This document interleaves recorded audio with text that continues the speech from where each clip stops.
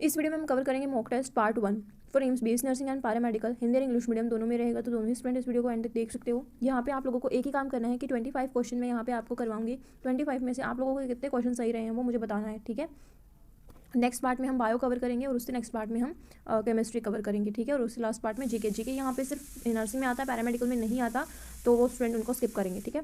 यहाँ पे एक और इंपॉर्टेंट चीज़ ये है, जो बच्चे मैथ से हैं पैरामेडिकल में, वो एक बार मुझे कमेंट सेक्शन में बता देना कि मैथ वाला जो पार्ट है वो लेके आना है या नहीं लेके आना, मुझे वो चीज़ एक बार कंफर्म कर देना, ठीक है। सेकंड पार्ट बायो का होगा, ओके।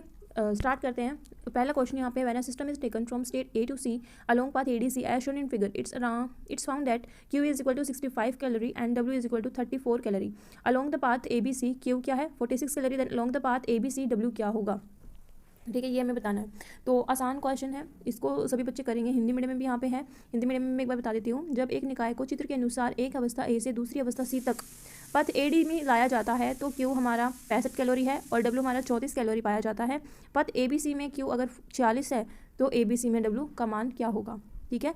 सेकेंड क्वेश्चन क्या है हमारा, 3 disc ABC having radii 2, 4, 6 centimetre, not centimetre, metre में है। ये चीज़ याद रखनी है कि आप यूनिट्स का ध्यान रख रहे हैं। Respectively are coated with carbon black on their outer surfaces. The wavelength corresponding to maximum intensity are 300 nanometer, 400 nanometer and 500 nanometer respectively. The power radiated by them are QA, QB, QC respectively.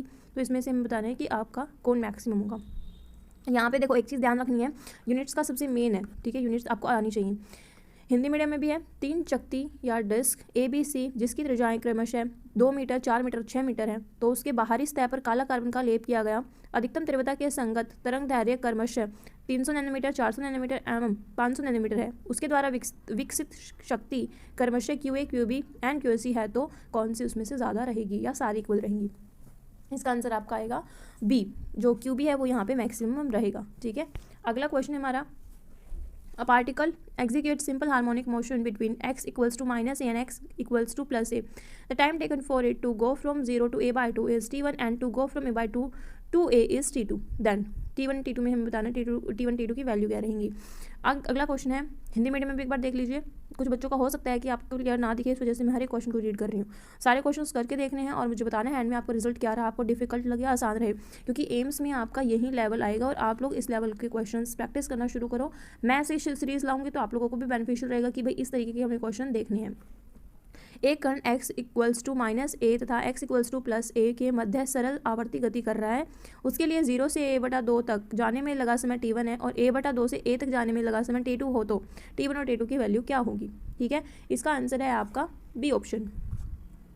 अगला question है, the magnetic field at O due to current in a wire segment BC of the infinite wire forming a loop as shown in the figure is. यहाँ पे हमारे पास ये diagram given है, ठीक है। मैं एक बार डायग्राम तो रिक्रिएट नहीं करूँगी, यहाँ पे आपको दिख ही जाएगा। तो you have to find the value और इसका आंसर आपका क्या रहेगा, A, μ0I/4πd cos theta plus cos theta 2 cos phi 1 plus cos phi 2 और थीटा। हिंदी में देख लेते हैं। एक अनंत चालक चित्र के अनुसार लूप बनाता है। तार के भाग BC में प्रवाहित धारा के कारण बिंदु O पर उत्पन्न चुंबकीय क्षेत्र का मान क्या होगा, तो यहाँ पे आंसर क्या होगा हमारा A ऑप्शन।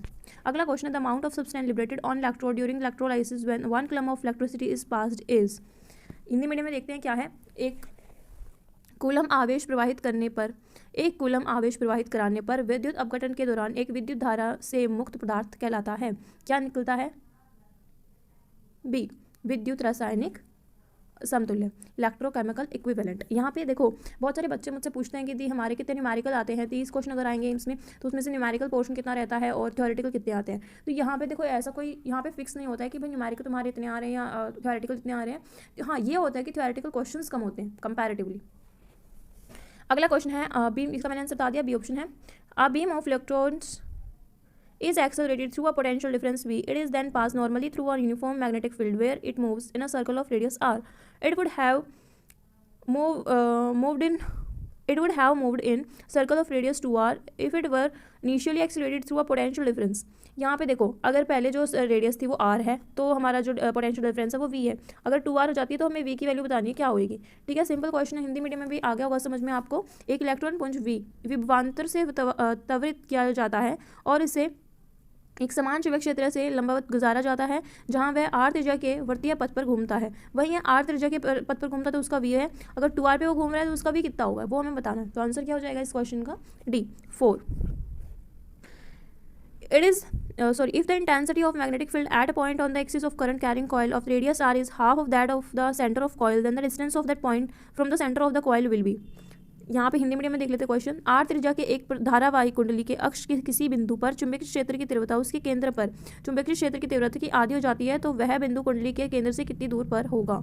तो यहाँ पे आंसर क्या हो जाएगा हमारा क्वेश्चन का? डी 0.76। देखो यहाँ पे इंपॉर्टेंट ये है, जैसे अब हमने 7 क्वेश्चन करे हैं, बहुत सारे बच्चे ऐसे भी होंगे जहाँ पर यहाँ पे देखो ये वाला क्वेश्चन है, बहुत आसान क्वेश्चन है, ठीक है।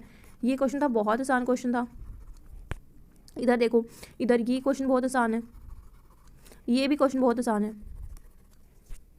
और यहाँ पे ये क्वेश्चन आसान था। 7 क्वेश्चन में से 1 2 3 4 5 क्वेश्चन बहुत इवन ये भी आसान है भाई। अभी तक ऐसा कोई क्वेश्चन नहीं आया है जो कि आपका हार्ड हो, ठीक है। ये क्वेश्चन भी आसान है, थोड़ा सा करोगे तो आपको आ जाएगा। हर एक चैप्टर के क्वेश्चंस के फॉर्मूले आपको पता होने चाहिए, थोड़ा सा बेसिक पता होना चाहिए, एंड दैट्स इट। अगले क्वेश्चन के ऊपर आते हैं। A man can see clearly up to 3 metre, prescribe a lens for his spectacle so that he can see clearly up to 12 metre. Hindi medium में देखते हैं क्वेश्चन क्या है। एक आदमी 3 मीटर की दूरी तक साफ देख सकता है, 12 मीटर की दूरी साफ देखने के लिए चश्मे में कौन सा लेंस सुझाया जाएगा? तो वो हमें बताना है। आंसर क्या होगा इस क्वेश्चन का? सी -1/4D। थ्योरेटिकल क्वेश्चन अगेन, सब बच्चे पूछते हैं मुझसे। सेकंड क्वेश्चन आ रही है। The electron in hydrogen atom make a transition from an excited state to ground state, which of the following statement is true? कौन सी स्टेटमेंट यहाँ पे ट्रू होएगी? It's kinetic energy increases and potential and total energy decreases. आपको पता होगा potential energy जो होता है और जो टोटल एनर्जी होगा वो यहाँ पे हमारा क्या होगा? डिक्रीज होगा, बट काइनेटिक एनर्जी क्या होगी? इंक्रीज होगी। हिंदी मीडियम में एक हाइड्रोजन परमाणु में इलेक्ट्रॉन तेजित अवस्था में से मूल अवस्था में संक्रमण करता है। उत्तेजित अवस्था यानी एक्साइटेड से वो ग्राउंड पे आ रहा है, तो काइनेटिक एनर्जी क्या होगी? बढ़ेगी, बट पोटेंशियल एनर्जी क्या होगी? घटेगी, ठीक है। क्योंकि पोटेंशियल एनर्जी आपकी हाइट पे डिपेंड करती है। अब वो नीचे आ रहा है तो हाइट कम हो रही है, दैट मीन्स एनर्जी भी कम होगी। The ratio of the wavelength for n = 2 to n = 1 transition lithium helium and hydrogen is very easy question, ठीक है। ये बहुत आसान क्वेश्चन है, ये बहुत आपका केमिस्ट्री में भी क्वेश्चन आता है, तो आपको अच्छे से आना चाहिए। n = 2 से n = 1 संक्रमण लिथियम हीलियम एंड हाइड्रोजन में होने पर प्राप्त तरंग दैर्ध्यों का अनुपात है। वो अनुपात हमें बताना है क्या होगा। क्वेश्चन का आंसर क्या हो जाएगा? सी। ओके, अगले क्वेश्चन के ऊपर आते हैं। अगला हमारा क्वेश्चन है यहाँ पे। A ball is release from the top of a tower of height in metre, height h metre, ठीक है। It takes t second to reach the ground, what is the position of the ball in t3 second. क्या कहता है कि h height से किसी ball को नीचे आने में t टाइम लग रहा है, पूरा यहाँ तक आ रही है, तो कहता है कि जब t3 टाइम हुआ होगा यहाँ से यहाँ तक का, तो बॉल कितनी हाइट पे होगी वो हमें बताना है। तो वो आपकी हाइट क्या होगी? 8h/9 metre from the ground. ये ग्राउंड से हाइट बताया उसने, ऊपर से हाइट नहीं बताई है, ग्राउंड से। एक गेंद h मीटर ऊंचा एक टावर के ऊपर से छोड़ा जाता है, जमीन तक पहुंचने में उसे t सेकंड का टाइम लगता है। t3 सेकंड के बाद गेंद की स्थिति क्या होगी? के बाद कहाँ कितनी ऊंचाई पे होगी वो, ठीक है। तो ग्राउंड से ऊंचाई हमने बतानी है। Power applied to a particle varies with time as p = 3t² - 2t + 1 watt. What is t where t is in second, find the change in kinetic energy between t2 second to t4 second. यहाँ पे क्या, एक कण पर आरोपित शक्ति समय के साथ इतनी वाट के अनुसार बदल रहा है। सेकंड में गति ऊर्जा के समय t2 सेकंड और t4 सेकंड के बीच परिवर्तन ज्ञात करिए। आसान क्वेश्चन है, वेरी इजी क्वेश्चन अगेन। यहाँ पे इस क्वेश्चन का आंसर क्या हो जाएगा? 46 जूल। व्हाट अगेन देखो, theoretical question will come. What will be the effect on the height of a body placed on the surface of Earth if Earth suddenly start rotating with half of its regular velocity of rotation? पृथ्वी की सतह पर रखे हुए एक वस्तु के भार में क्या प्रभाव पड़ेगा यदि पृथ्वी अचानक अपने घूमने के आधे कोणीय वेग के साथ घूमना आरंभ कर दे? मतलब कि जिससे वो पहले घूम रही थी जिस स्पीड से, उससे आधा कर दे, तो वो क्या असर पड़ेगा? क्या असर पड़ेगा? वेट क्या हो जाएगा? बढ़ जाएगा। तो सी ऑप्शन इसका आंसर सही होगा। अगला क्वेश्चन है हमारे पास, if potential in a region is expressed as this. हमारे पास ये वैल्यू की बनेगी कि the electric field at point 110, तो हमें उस पॉइंट पे इलेक्ट्रिक फील्ड बताना है क्या होएगा। क्या होएगा हमारा? That is this one, -6i + 5j + 2k, ठीक है। नेक्स्ट क्वेश्चन है, a charge q is placed at the centre of the line joining two equal charges q, the system of 3 charges will be in equilibrium if q is equal to -q/4। ये answer हमारा होगा। देखो यहाँ पे ये question भी आसान है, जो आसान क्वेश्चन मैं उसको आसान बोल रही हूँ। देखो ये चीज़ भी हो सकती है कि जो चीज़ मुझे आसान लग रही है काफ़ी बच्चों को वो चीज़ टफ लग रही होगी, या फिर मुझे जो क्वेश्चन मैंने जहाँ पे स्टार्ट नहीं किया भाई मेरे लिए आसान नहीं वो हो सकता है और बच्चों के लिए आसान हो। बट सीधी सिंपल सी बात यह है कि आसान क्वेश्चन ही ज़्यादातर पूछे जाते हैं। तो 30 में से तुम लोग 20-25 क्वेश्चन आराम से कर लोगे, टेंशन लेने की ज़रूरत नहीं है। बट इन एंड आपको अच्छे से तैयारी करनी पड़ेगी, ठीक है। अगला क्वेश्चन है, a sound source is moving towards a stationary observer with 1/10 of the speed of sound, the ratio of the real apparent frequency is. Question क्या गिवन है, एक ध्वनि स्रोत स्थिर प्रेक्षक की ओर ध्वनि के वेग का 1/10 वेग से गति कर रहा है, वास्तविक एवं आभासी आवर्ती का अनुपात क्या होगा, ठीक है, रेशो बताना है क्या होगा। ठीक है, इसका आंसर आपका वैसे तो ए आंसर है, ठीक है, ए ऑप्शन यहाँ पे करेक्ट जाएगा। मैंने ये सारे क्वेश्चन के आंसर भी आपको साथ साथ बता रही हूँ, सो दैट आप लोगों को एक बार है ना, अगर बीच में पॉज करो और कैलकुलेट करो एंड देन आंसर मैच करो, पॉज करो, क्वेश्चन पढ़ो, देन मैच करो एंड फिर करो, फिर एंड में मुझे बताना कि कितने क्वेश्चन सही हुए हैं, ठीक है। 16 क्वेश्चन हो चुके हैं अभी हमारे, बस 9 क्वेश्चन और रहते हैं। क्वेश्चन है हमारे पास यहाँ पे, देखो सिंपल क्वेश्चन है, यहाँ पे ये हमारे पास सर्किट गिवन है, यहाँ पे हमें क्या बताना है, resistance between A and B is, resistance बताना है, सिंपल क्वेश्चन है। अगला क्वेश्चन है, ये क्वेश्चन भी बहुत आसान है भाई, रेजिस्टेंस निकालने वाले क्वेश्चन बहुत आसान होते हैं। अगला क्वेश्चन है, rocket is going away from the earth at a speed 0.2 c where C is the speed of light, it emit a signal of frequency 4 × 10⁻7 hertz, what will be the frequency observed by an observer on the earth. Observer कौन सी energy जो frequency है उसको observe करेगा, answer क्या होगा इसका, B option 3.2 × 10⁻7 hertz. यहाँ पे कैलकुलेट करोगे, फॉर्मूला पुट करोगे, आसान क्वेश्चन है, स्टार करो। अगला क्वेश्चन हमारे पास, a concave mirror of focal length है F is immerse in water, जहाँ पे म्यू आपका है 4/3, the focal length of the mirror in water will be, water के अंदर जो फोकल लेंथ है वो क्या होगी वो हमें बताना है। यहाँ पे ए आंसर हो जाएगा आर। अगला क्वेश्चन हमारे पास, 2 wire of the same length and radius are joint end to end and loaded if the youngest models of the material of the wires are y1 and y2, the combination between a single wire of youngest models. यहाँ पे देखो important चीज़ क्या है, आपको 20th question में ये question ना आपके इंपॉर्टेंट हैं, आपको ऑप्टिक्स बहुत अच्छे से आनी चाहिए। ये क्वेश्चन आप अच्छे से तभी कर पाओगे जब आपको वेव ऑप्टिक्स अच्छे से आती होगी, क्योंकि ये क्वेश्चन उसी का है। अगेन सारे चैप्टर्स जरूरी हैं करने, अभी बहुत सारे बच्चों को कन्फ्यूजन है कि सर सिलेबस रिड्यूस हुआ एनसीईआरटी में, तो हमारा भी सिलेबस रिड्यूस होगा, अभी ऐसा ऑफिशियल नोटिफिकेशन एम्स की तरफ से भी नहीं आया है, तो उसके लिए आपको क्वेश्चन जो चैप्टर्स हैं वो सारे करने पड़ेंगे, ठीक है। और इतने मुश्किल नहीं है भाई, इंपॉर्टेंट फॉर्मूला यही वो याद कर लो एंड दैट्स इट, आपका काम हो जाएगा। ओके, एक सेकेंड रुको भाई, चलो कौन से क्वेश्चन में है हम, इसका आंसर क्या हो जाएगा 20th का, डी ऑप्शन यहाँ पे आपका आंसर रहेगा। अगला क्वेश्चन है, ice cube of volume 1 metre cube is capped in a gravity free room when ice has melted the surface area of ice, ice का सरफेस एरिया क्या होगा, जब हमारी जो आइस क्यूब का वॉल्यूम पहले इतना था उसको ग्रेविटी फ्री रूम में रख दिया तो आइस मेल्ट हुई, तो सरफेस एरिया बताना है क्या होगा, आंसर हो जाएगा 21th का आपका सी में मार्क कर देती हूँ। अगला है, a coil in the shape of an equilateral triangle of side 0.02 metre is suspended from its vertex such that it is hanging in a vertical plane between the pole pieces permanent magnetic producing magnetic field of 5 × 10⁻2 Tesla if a current of 0.1 ampere is passed through the coil, what is the coupling act। यहाँ पे हमें couple बता, देखो important question है again, ठीक है, but यहाँ पे इतना आसान भी नहीं है, ठीक है, इट्स नॉट आसान, बट अगेन जो क्वेश्चन आपको लग रहा है ना मुश्किल है उसको फर्स्ट, अब मैंने ना लाइन वाइज पढ़ेगा सारे क्वेश्चन, अब आपको लग रहा है कि ये क्वेश्चन मुझे ना करने में टाइम लगेगा मे बी, तो इस क्वेश्चन को ना छोड़ दो अभी के लिए, पहले पूरी पी सी बी सारे क्वेश्चन कर लो, उसके बाद अगेन दोबारा राउंड लेना और इस क्वेश्चन पे ऊपर आना, फिर सोल्व करना। ऐसा नहीं कि आप इसको सोल्व करने में सारे क्वेश्चन को छोड़ दो, क्योंकि यहाँ पर एक बार आपका दिमाग खराब हो गया आगे क्वेश्चन भी उसी हिसाब से होंगे, ठीक है, अच्छे नहीं जाएंगे। तो पहले जो आते हैं वो अच्छे से करो, फिर जिनको आते हैं बट थोड़ा टाइम लगेगा उनको करो, ठीक है। इस क्वेश्चन का आंसर क्या हो जाएगा हमारे पास में 22th का ए। अगला क्वेश्चन हमारे पास, a slab consist of 2 parallel layers of 2 different material of same thickness and thermal conductivity K1 and K2, the equivalent thermal conductivity of the slab is equivalent thermal conductivity बतानी है slab की।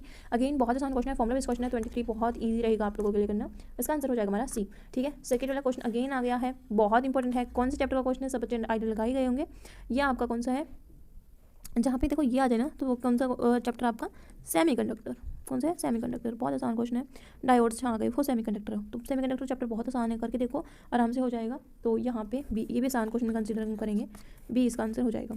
Two tangent galvanometers having coil at the same radius are connected in the series. A current flowing in them producing deflections or 60 degree to 45 degree respectively the ratio of the number of turns in the coil. ये भी आसान question है, सीधा simple formula based question है, but again कुछ बच्चे ना galvanometer वाले टॉपिक से लड़ते हैं, but simple formula based question आते हैं तो फॉर्मुला याद करके जाओ, क्वेश्चन आराम से हो जाएगा। यहाँ पर इसका आंसर हो जाएगा √3/1। देखो अगले क्वेश्चन जब हम करेंगे तो मुझे ना एक चीज़ आप लोग बताओ कि आप लोगों को किस तरीके से क्वेश्चन चाहिए। अब जैसे ये जो चीज़ मैंने करवाई है आपको कि मैंने आपको जस्ट क्वेश्चन रीड किया एंड उसका आंसर बता दिया, या फिर आप अगली वीडियोस में ये चाहते हो कि मैं क्वेश्चन बता के कि भाई इसमें ये इस तरीके से ये फॉर्मुला लगेगा and you can solve the question, इसमें ये फॉर्मुला लगेगा या कॉन्सेप्ट लगेगा, you can solve the question. आप मैं ऐसे बताऊँ, दोनों चीज़ें मुझे बता देना, बट उससे इंपॉर्टेंट है कि आप लोग मुझे कमेंट सेक्शन में ये बताओ कि आप लोगों को कितने क्वेश्चन 25 में से सही निकले, ठीक है। मुझे ये भी बताना, दूसरा इंपॉर्टेंट चीज़ मुझे ये बताना, रेड हार्ट करके अपने मार्क्स लिखना, जैसे 25 में से मेरे 10 क्वेश्चन सही थे, ठीक है। और पर्पल हार्ट करके करना कि भाई मैंने 25 क्वेश्चन में से ये अटैम्प्ट करने की कोशिश करी थी, पूरा मुझे आता था, बट हाँ मेरी कैलकुलेशन मिस्टेक रह गई थी, तो वो भी आपको पर्पल हार्ट करके करना है। इंपॉर्टेंट है, देखो ये चीज़ करोगे आप लोगों को भी अच्छा लगेगा, अगले टाइम वीडियो करोगे और कंपैरिजन देखोगे, क्योंकि ये फुल सिलेबस का आपका मॉक था, ठीक है। वो चीज़ रहेगी और मैं कोशिश करूँगी कि मैं आपको चैप्टर वाइज भी प्रोवाइड करने की पूरी कोशिश करूँ, बट हाँ मॉक हम पूरे फुल सिलेबस के तो लगाएंगे, ठीक है।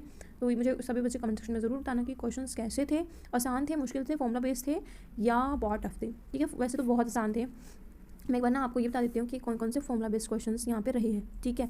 देखो फॉर्मुला बेस्ड क्वेश्चन, ठीक है, ये भी आसान था, ये भी आसान था, उसके बाद ये भी आसान था, ठीक है, ये भी आसान था, डायरेक्ट फॉर्मुला बेस्ड था, ये बहुत आसान है। सर्किट वाले क्वेश्चन सारे आसान होते हैं, ठीक है। वैसे तो ये भी आसान था, हाँ तो ये भी हटाओ, ये भी ठीक है, ये भी ठीक है, ये भी ठीक है, अगेन दिस वन ऑल्सो ठीक है।